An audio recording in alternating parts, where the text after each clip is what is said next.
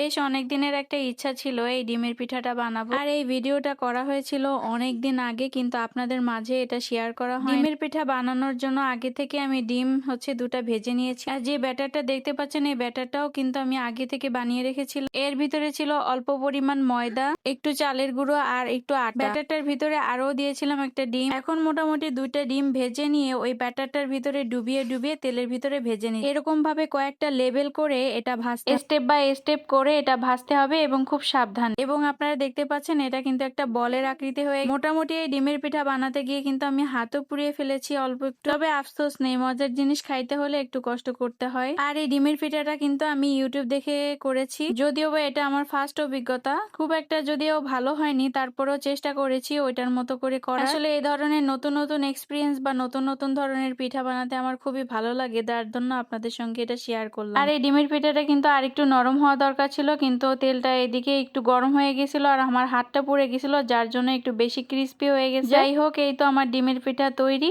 কেমন হয়েছে অবশ্যই কমেন্ট বক্সে জানাবেন।